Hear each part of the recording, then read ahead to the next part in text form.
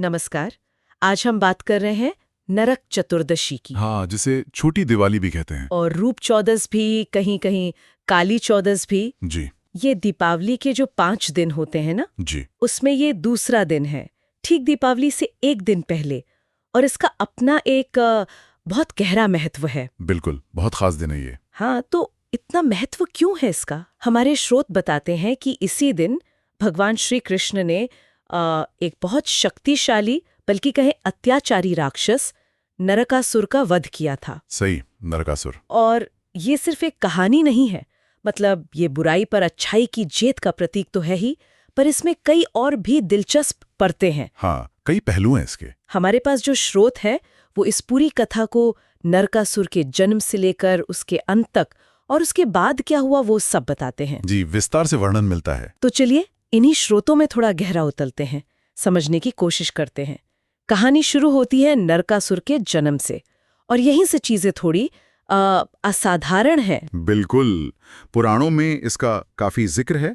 नरकासुर का जन्म वो साधारण नहीं था। अच्छा। हाँ, उसका संबंध सीधा पृथ्वी देवी मतलब भूदेवी और भगवान विष्णु से है। भूदेवी और भगवान विष्णु से कैसे?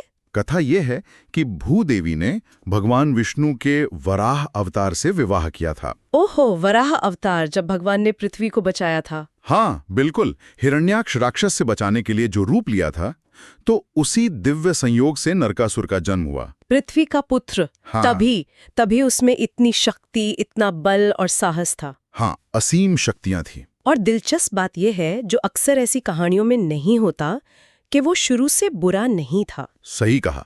स्रोत इस बात पर काफी जोर देते हैं कि शुरू में नरकासुर एक योग्य राजा था, धर्मात्मा, प्रजा का ध्यान रखने वाला। कहाँ राज करता था वो? प्रागज्योतिषपुर, जिसे आज का असम या उसके आसपास का क्षेत्र मानते हैं। और वो काफी कुशलता से राज करता था। लोग खुश थे। यहीं पर कहानी एक बहुत जरूरी मोड़ लेती है, और ये हमें एक तरह से सार्वभौमिक सत्य की तरफ इशारा करती है। क्या? शक्ति, सत्ता, वैभव, इसका नशा। हाँ हाँ। जैसे जैसे नरकासुर की ताकत बढ़ी ना, उसमें अहंकार आने लगा। अच्छा। उसे अपनी शक्ति पर इतना घमंड हो गया कि वो खुद को मतलब भगवान ही समझने लगा। ओहो। और बस यही अहंकार उसे धीरे धीरे धर्म के रास्ते से हटाकर अधर्म और अत्याचार की तरफ ले गया। शक्ति का दुरुपयोग। हाँ, शक्ति का दुरुपयोग अक्सर पतन का ही कारण बनता है। नरकासुर इसका एक, आप कह सकते हैं, क्लासिक उदाहरण है। उसका पतन उसके अपने अहंकार की वजह से हुआ। और ये पतन सिर्फ नैतिक नहीं था, वो तो पूरी तरह अत्याचार पर उतर आया था। और उसने जो किया वो वाकई भयानक था। स्रोत बताते हैं उसके अत्याचारों की लंबी लिस्ट है। हाँ बिल्कुल, उसका आतंक मतलब चरम पर पहुंच गया था। सबसे पहले तो उसने देवताओं को हराया। देवताओं को? हाँ, और स्वर्ग पर कब्जा कर लिया। देवराज इंद्र को भी स्वर्ग छोड़कर भागना पड़ा। अरे बाप रे। और उसने सिर्फ स्वर्ग पर कब्जा ही नहीं किया, उसने देवताओं के जो गौरव प्रतीक थे वो भी छीन लिए। बिल्कुल, जैसे इंद्र का प्रिय हाथी ऐरावत। हाँ, ऐरावत हाथी, वो तो बहुत शक्तिशाली माना जाता है। जी, उसे वो ले गया। और इतना ही नहीं, देव माता अदिति, सभी देवताओं की माँ। हाँ, उनके दिव्य कुंडल भी छीन लिए उसने। और ये कुंडल सिर्फ गहने नहीं थे, ये दिव्यता के प्रतीक थे। सही बात है। बिल्कुल। स्वर्ग के बाद उसने पृथ्वी पर ध्यान लगाया। ऋषियों, मुनियों, साधुओं, जो बेचारे शांत रहते थे, तपस्या करते थे, हाँ। उनको सताना शुरू कर दिया। उन पर अत्याचार करके उसने सीधे सीधे धर्म पर हमला किया। और शायद उसका सबसे बुरा काम था वो 16,000 कन्याओं का अपहरण। हाँ, वो तो सबसे भयानक था। और ये कोई साधारण लड़कियां नहीं थीं। इनमें देव कन्याएं भी थीं और पृथ्वी के राजाओं की राजकुमारियां भी। 16,000, ये संख्या इतनी बड़ी है। हाँ, ये संख्या उसकी क्रूरता दिखाती है। उसने उन सभी को बंदी बनाकर अपने महल की जेल में डाल दिया। सोचकर ही डर लगता है। निश्चित रूप से। और उसका आतंक सिर्फ स्वर्ग या पृथ्वी तक नहीं था। देवलोक, पृथ्वीलोक, पाताल लोक, तीनों लोग उसके अत्याचारों से परेशान थे। मतलब देवता, मनुष्य, ऋषि मुनि सब डरते थे उससे। हाँ, नागलोक के प्राणी तक, कोई भी उसके डर से अछूता नहीं था। ये सिर्फ एक राजा का जुल्म नहीं था, ये पूरी सृष्टि के, क्या कहें, संतुलन पर, धर्म पर हमला था। तो जब पानी सिर से ऊपर चला गया, जब अत्याचार की हद हो गई, तब देवताओं और ऋषियों ने क्या किया? कोई तो रास्ता होगा। हाँ, ऐसी मुश्किल में जब सारे रास्ते बंद हो जाते हैं, तो आखिरी सहारा तो भगवान ही होते हैं। हाँ बिल्कुल, तो सभी देवता ऋषि मुनि सब मिलकर भगवान श्री कृष्ण के पास गए। द्वारका पहुंचे वो। अच्छा, श्री कृष्ण के पास? हाँ, वो बहुत हताश थे, निराश थे। उनकी आखिरी उम्मीद अब श्री कृष्ण ही थे। उन्होंने क्या कहा भगवान से, क्या प्रार्थना की? उन्होंने विनती की, जैसा स्रोतों में आता है, बड़े भावनात्मक ढंग से कहा, हे प्रभु, हे जगन्नाथ, इस दुष्ट नरकासुर ने तो त्राही त्राही मचा रखी है। स्वर्ग छीन लिया, ऋषियों को सता रहा है, हजारों कन्याओं को बंदी बना लिया है। धर्म खत्म हो रहा है प्रभु, आप ही हमें बचाइए। इसका अंत बस आप ही कर सकते हैं। उनकी पीड़ा सुन के? हाँ, भगवान श्री कृष्ण तो करुणा के सागर हैं और उनका अवतार तो होता ही है धर्म की स्थापना के लिए। वो द्रवित हो उठे। उन्होंने आश्वासन दिया होगा। बिल्कुल। उन्होंने सभी देवताओं व ऋषियों को भरोसा दिलाया, कहा, आप सब धीरज रखें, मैं नरकासुर के अत्याचारों का अंत जरूर करूंगा। धर्म फिर से स्थापित होगा और उन सभी बंदी कन्याओं को भी मुक्ति मिलेगी। और फिर भगवान श्री कृष्ण ने युद्ध की तैयारी की। लेकिन यहाँ कहानी में एक और बहुत ही दिलचस्प मोड़ आता है। हाँ, जब श्री कृष्ण नरकासुर से लड़ने गए तो वो अकेले नहीं गए। हाँ, ये बहुत महत्वपूर्ण बात है। भगवान श्री कृष्ण अपनी पत्नी सत्यभामा को साथ लेकर गए। सत्यभामा को? जी हाँ, अपने वाहन गरुड़ पर सवार होकर सत्यभामा के साथ वो नरकासुर की राजधानी प्रागज्योतिषपुर की ओर गए। सत्यभामा का युद्ध में जाना ये थोड़ा असामान्य नहीं है? मतलब पत्नियां आमतौर पर युद्ध के मैदान में, इसके पीछे कोई खास वजह रही होगी? बिल्कुल, और यही वजह इस युद्ध का समझिए टर्निंग पॉइंट बनी। अच्छा, क्या वजह थी? दरअसल नरकासुर लगभग अजेय हो गया था क्योंकि उसे ब्रह्मा जी से एक खास वरदान मिला था। वरदान? कैसा वरदान? वरदान ये था कि उसकी मृत्यु किसी देवता, दानव, यक्ष या किसी भी पुरुष के हाथों नहीं हो सकती। किसी पुरुष के हाथों नहीं? फिर उसकी मृत्यु केवल और केवल उसकी माता के हाथों ही हो सकती थी। उसकी माता? लेकिन उसकी माता तो भूदेवी थी, पृथ्वी। सही पकड़ा। और यहीं पर श्री कृष्ण की दिव्य दृष्टि काम आई। कैसे? वो जानते थे कि उनकी पत्नी सत्यभामा असल में स्वयं भूदेवी का ही मानवीय अवतार हैं। ओहो, सत्यभामा भूदेवी का अवतार थी? हाँ, क्योंकि नरकासुर भूदेवी का ही बेटा था, तो वरदान के हिसाब से सत्यभामा ही उसकी मां के अवतार के रूप में उसका वध कर सकती थी। अच्छा, तो सत्यभामा का युद्ध में जाना सिर्फ साथ देना नहीं था? नहीं, बिल्कुल नहीं। ये तो उस वरदान को पूरा करने के लिए जरूरी था। नरकासुर का अंत तभी संभव था। ये श्री कृष्ण की रणनीति का एक बहुत अहम हिस्सा था। ये तो अद्भुत बात है। तो युद्ध कैसा रहा होगा?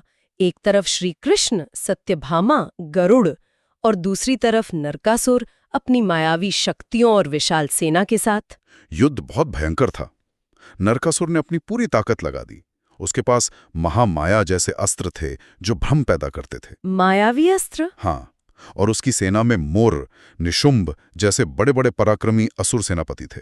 हजारों असुर सैनिक। प्रागज्योतिषपुर नगरी भी किलों से घिरी थी। उसने जल, स्थल, अग्नि के कई मायावी घेरे बना रखे थे। लेकिन श्री कृष्ण और सत्यभामा ने सामना कैसे किया इन सब का? श्री कृष्ण ने पहले अपने सुदर्शन चक्र से उसके सारे मायावी घेरे और किले नष्ट किए। सुदर्शन चक्र से? हाँ, फिर उन्होंने नरकासुर के खास सेनापतियों को मारा, जैसे मुर दैत्य को। मुर को मारने की वजह से ही श्री कृष्ण का एक नाम मुरारी भी पड़ा। अच्छा, मुरारी नाम इसलिए पड़ा? जी। और सत्यभामा, उन्होंने भी गजब की वीरता दिखाई। वो सिर्फ खड़ी नहीं रही, उन्होंने भी युद्ध किया? हाँ, सक्रिय रूप से युद्ध किया, असुरों को मारा। और गरुड़ भी अपनी तेजी और शक्ति से असुर सेना में भगदड़ मचा रहे थे। और फिर अंत में वो क्षण आया होगा जब नरकासुर का सामना सीधे श्री कृष्ण और सत्यभामा से हुआ। हाँ, जब उसने देखा कि उसकी सेना और सेनापति मारे जा रहे हैं तो वो खुद मैदान में आया। उसने श्री कृष्ण पर बहुत से शक्तिशाली अस्त्र चलाए, पर श्री कृष्ण ने सबको नाकाम कर दिया। युद्ध भयंकर चल रहा था। कुछ कथाएं तो ये भी कहती हैं कि एक पल ऐसा आया जब नरकासुर के एक वार से श्री कृष्ण कुछ देर के लिए मूर्छित हो गए। क्या श्री कृष्ण मूर्छित हो गए? फिर क्या हुआ? बस उसी पल सत्यभामा ने मोर्चा संभाला। अपने पति को इस हाल में देखकर और नरकासुर का वो अहंकार देखकर उनमें भूदेवी की शक्ति जाग उठी। अच्छा। उन्होंने अपना धनुष उठाया और पूरी ताकत से नरकासुर पर तीरों की बारिश कर दी। और आखिर में उनका एक तीर सीधा नरकासुर के सीने में जा लगा। और ब्रह्मा जी का वरदान पूरा हुआ। नरकासुर अपनी ही मां के अवतार सत्यभामा के हाथों मारा गया। बिल्कुल। इस तरह अहंकार, अत्याचार और अधर्म का प्रतीक नरकासुर का अंत हुआ। उसके मरते ही तीनों लोकों में शांति छा गई होगी। हाँ, भय का अंधेरा छंट गया। देवताओं ने फूल बरसाए, ऋषि मुनियों ने जय जयकार किया। पृथ्वी पर फिर से शांति और धर्म की स्थापना का रास्ता खुला। ये सिर्फ एक राक्षस का वध नहीं था, ये अंधेरे पर रोशनी की, अधर्म पर धर्म की, बुराई पर अच्छाई की जीत थी। हाँ, एक निर्णायक और प्रतीकात्मक जीत। लेकिन कहानी यहाँ खत्म नहीं होती है ना। मरने से ठीक पहले नरकासुर ने कुछ ऐसा किया जिसकी उम्मीद शायद किसी को नहीं थी। हाँ, ये इस कहानी का एक और बड़ा मार्मिक और विरोधाभासी पहलू है। अपने आखिरी पलों में जब वो मर रहा था, नरकासुर ने भगवान कृष्ण से एक प्रार्थना की। प्रार्थना? एक अत्याचारी राक्षस ने क्या कहा उसने? उसने बड़े पछतावा भरे स्वर में कहा, हे प्रभु, मैं जानता हूं मैंने बहुत पाप किए हैं, मैं सजा का हकदार हूं, पर आप तो दयालु हैं, मुझ पर कृपा करें। मेरी बस एक आखिरी इच्छा है कि मेरी मौत का ये दिन, ये तिथि लोगों के लिए अशुभ ना मानी जाए। अच्छा। बल्कि जो भी इंसान आज के दिन यानी कार्तिक महीने की कृष्ण पक्ष की चतुर्दशी को सूरज उगने से पहले नहाए, श्रद्धा से दिया जलाए और खुश रहे, उसे कभी नरक का डर न देखना पड़े, उसे यमराज के भय से मुक्ति मिले। ये तो बहुत ही अजीब प्रार्थना है। मतलब जिसने जीवन भर इतने पाप किए, वो ऐसी कल्याणकारी इच्छा क्यों करेगा? बिल्कुल, ये सोचने वाली बात है। क्या ये सच में पछतावा था या अपनी मौत को भी इतिहास में किसी अच्छे काम से जोड़ने की कोशिश? वजह जो भी हो, ये प्रार्थना उसके चरित्र का विरोधाभास दिखाती है। दी और मुक्ति का प्रतीक बन जाए। हो सकता है। तो भगवान श्री कृष्ण ने क्या किया? मान ली उसकी प्रार्थना। भगवान श्री कृष्ण तो करुणा के सागर हैं। उन्होंने नरकासुर की ये आखिरी और कल्याणकारी इच्छा मान ली। अच्छा। उन्होंने कहा, तथास्तु, तुम्हारी इच्छा पूरी होगी। आज की ये तिथि नरक चतुर्दशी के नाम से जानी जाएगी। नरक चतुर्दशी? हाँ, जो भी इस दिन सूर्योदय से पहले अभ्यंग स्नान करेगा, मतलब तेल लगाकर स्नान। हाँ, जो हम आज भी करते हैं। बिल्कुल। यमराज का तर्पण करेगा, दीपदान करेगा और शाम को यमराज के लिए घर के बाहर दिया जलाएगा। उसे नरक के भय से मुक्ति मिलेगी और उसके पाप नष्ट होंगे। इसका मतलब ये हुआ कि आज भी जो हम नरक चतुर्दशी पर सुबह जल्दी उठकर तेल लगाकर नहाते हैं, यमराज की पूजा और दिया जलाते हैं, ये सब सीधे नरकासुर के उसी आखिरी वरदान से जुड़ा है। हाँ, बिल्कुल। ये परंपरा उसी वरदान का पालन है। ये दिन शुद्धि का, पापों से मुक्ति का और यमराज के डर से निवृत्ति का दिन माना जाता है। ठीक वैसा ही जैसा नरकासुर ने मांगा था। ये दिखाता है कि कैसे एक बुरी घटना के अंत से भी एक अच्छी और स्थायी धार्मिक परंपरा जन्म ले सकती है। सही कहा। अच्छा, नरकासुर का अंत हो गया, उसे वरदान भी मिल गया, लेकिन उन 16,000 कन्याओं का क्या हुआ जिन्हें उसने बंदी बनाया था? हाँ, ये इस कहानी का एक और बहुत महत्वपूर्ण और सामाजिक पहलू है। नरकासुर के मरने के बाद भगवान श्री कृष्ण ने उसके कारागार के दरवाजे खोले और उन सभी 16,000 देवकन्याओं और राजकन्याओं को आजाद कराया। वो सब बहुत दुखी और डरी हुई होंगी। हाँ, बहुत। उन्हें आजादी तो मिल गई थी, लेकिन एक और डर था। किस बात का डर? समाज का डर।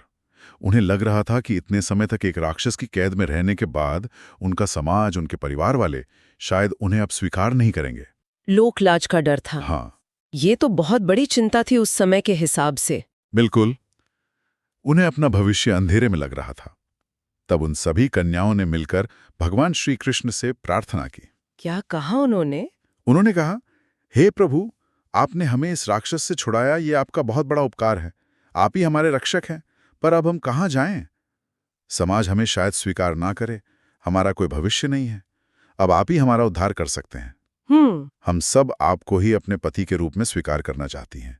कृपा करके हमें सहारा दीजिए। और भगवान श्री कृष्ण ने?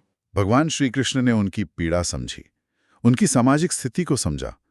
उन सभी को सम्मान दिलाने के लिए, समाज के डर से उनकी रक्षा करने के लिए उन्होंने उन सभी 16,000 कन्याओं की प्रार्थना स्वीकार की। उन्होंने उन सबसे विवाह कर लिया? हाँ, विधिवत उन सभी से विवाह किया, उन्हें अपनी रानियों जैसा सम्मान दिया और द्वारका में उनके रहने की पूरी व्यवस्था की।